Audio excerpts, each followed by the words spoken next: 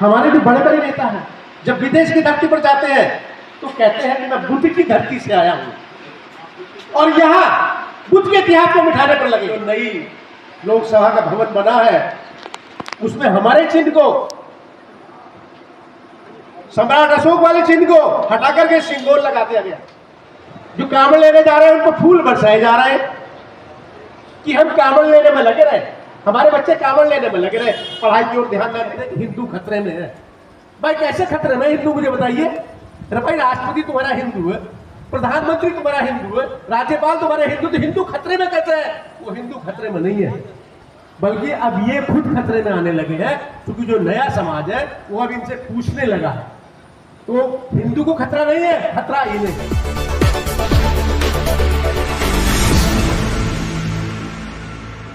ईश्वर तथागत गौतम बुद्ध जी को मानते हैं तो सबसे पहले मैं उनको प्रणाम करता हूं।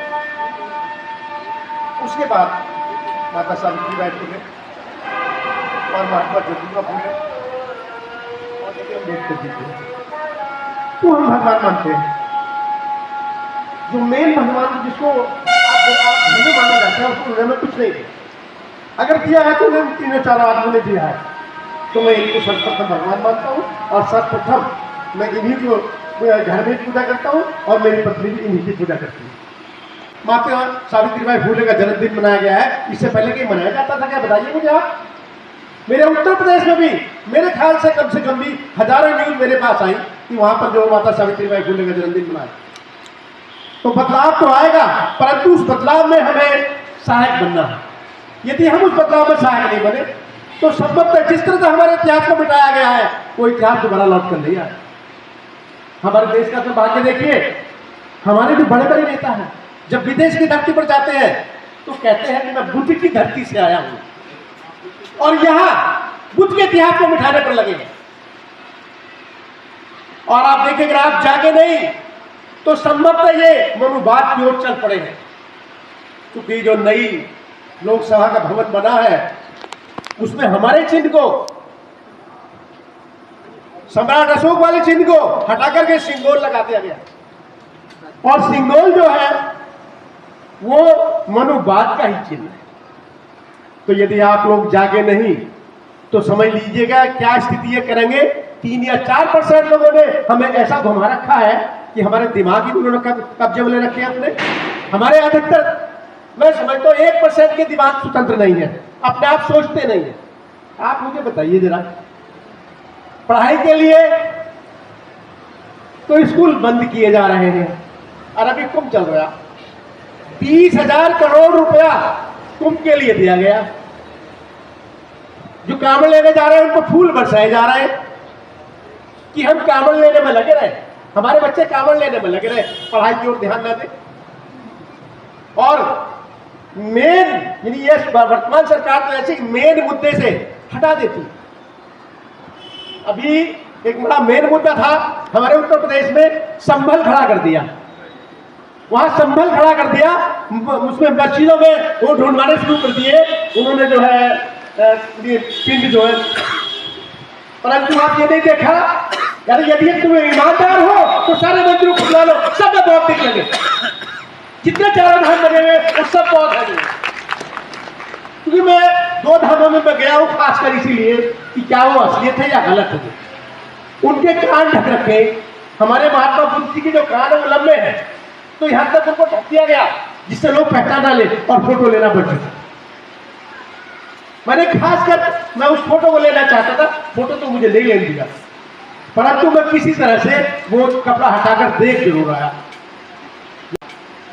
जो आप कभी उड़ीसा जाइए, हमारे गौतम मतलब माता बुद्ध जी की फोटो जो की पूजा होती, जगन्नाथ के रूप में जिसकी पूजा होती। इसी तरह से अगर आप लोग जाके नहीं तो वो दिन दूर नहीं पाए, ये उसी तरह से होते चले जाएगा। अभी इनके पीछे लग रहे हैं, जबकि हमारे पीछे लगने चाहिए थे ये।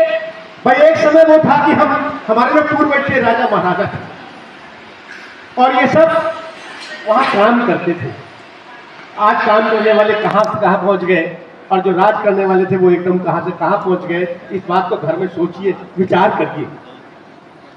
अगर इस बात को विचार नहीं किया तो हम दर पीढ़ी हमारे खून में शिथिलता आती जा रही है। जैसे कि देखिए, ज्यादा तो मैं नहीं कहना चाहता, परंतु जब हमारे 10वें वंशज को मारा गया था तो हमारे लोगों ने वहां से भागकर जान बचाई थी और अपने बच्चों को बात नहीं बताई कि हम क्यों भागे, क्या थे हम, हमारे पूर्वज क्या थे, क्योंकि कभी बच्चे आगे ना आ जाए और बच्चों को न मार दिया जाए। जो तुम्हारी ये सरयू नदी है, केवल 15 किलोमीटर में सरयू नदी है, वो उससे पली तरफ भी घाघरा है, उससे उली तरफ भी घाघरा है, और वो 10 किलोमीटर में या 15 किलोमीटर सरयू नदी क्यों है? हमारे लोगों के सिर कटवा दिए गए।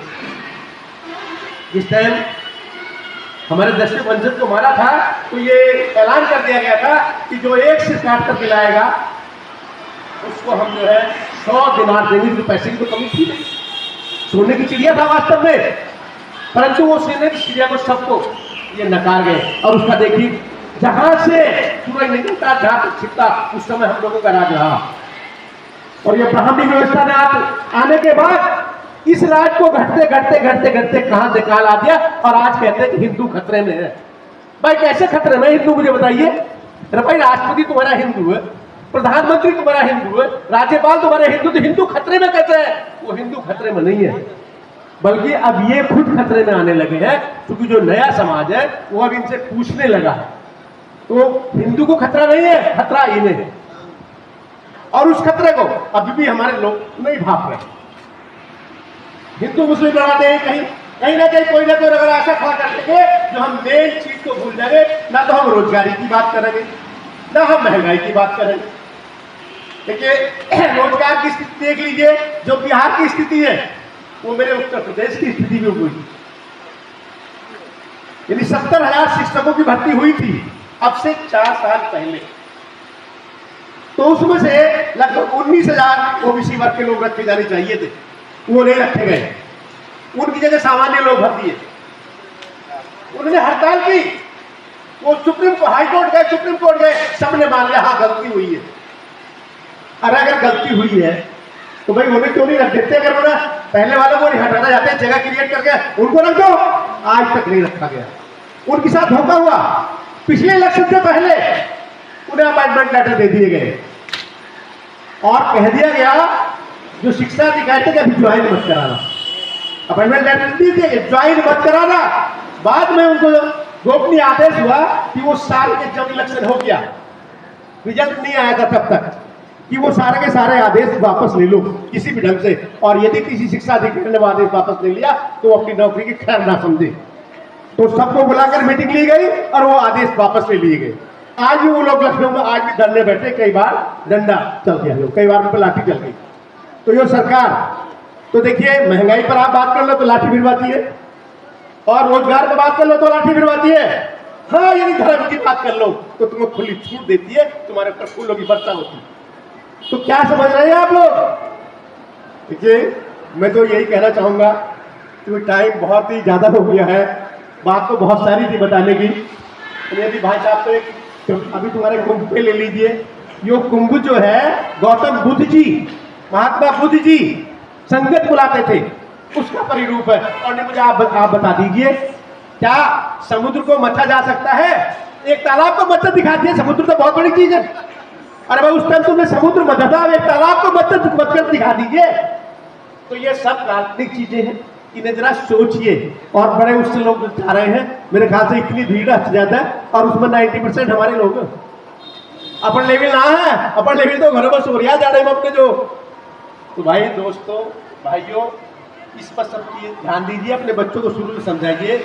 माता सावित्रीबाई फूले, महात्मा ज्योतिबा फूले, गौतम बुद्ध जी और अम्बेडकर जी की फोटो जरूर घर में लगाएं। भाई, सारे देवी देवताओं को हम मना नहीं कर रहे हैं, खूब लगाइए, परंतु इनकी फोटो जरूर लगाएं। और मैं तो समझता हूँ यदि पूजा इनकी करें तो उससे ज्यादा हमें मिलेगा। जिनकी हम पूजा कर रहे हैं उससे तो जो कुछ खैर मिल रहा है भाई, उसे मैं क्रिटिसाइज नहीं करना चाहता, क्योंकि अभी हमारे दिमाग में 6000 साल से जो भरा गया है वो जल्दी से नहीं निकल रहे। हाँ, जो समझ गया उसके दिमाग से तो बहुत दूर हो गया। भाई साहब की बात से देखिए, जब मेरी शादी हुई थी तो मेरी शादी सन 73 में हुई थी। सन 73 में बहुत ही कम था, पर वो पंडित जो मंत्र पढ़ रहा था मैं बोला पंडित जी इसका अर्थ समझाते चले जाए, मगर इसका जरा अर्थ समझाते चले। पंडित खेल गया कि उसका शाब्दिक का था, पढ़कर देख लीजिए। वो कहते ओम कन्या वहे स्वाहा, ओम भरपत्सुगुंगा वहे स्वाहा, यानी कन्या पक्ष में गंगा बह रहा है और पक्ष में गंगा बह रहा है। वो मंत्र जो आज भी पढ़े जाते हैं, जरा उनका अर्थ समझकर देख लीजिए। तो भाई मैं तो क्या पंडित जी उठो, तो उठो जाओ। हमारे ससुर साहब कुछ थोड़े नाराज हुए, बताओ वो ये भी जानते थे ये तो ऐसा लड़का है, अगर नाराज हो गया तो उठ के चला जाएगा सही। तो हमारी पत्नी हमारे कहने को खड़ी हो गई और भैया अग्नि के साथ कर लिए हो गए मंत्र ज्योति। यानी सन 73 की बता रहा हूं मैं आपसे। तो आप समझिए अगर हम लोग बदलेंगे तो हमारे बच्चे बदलेंगे, और हम नहीं बदलेंगे तो बच्चे कैसे बदल जाएंगे, या पड़ोसी कैसे बदल जाएगा। यो मत सोचो क्या इस काम को पड़ोसी कर लेगा जब मैं करूंगा। अरे जब तुम खुद करोगे भैया जब भी तुम्हें कुछ मिलेगा।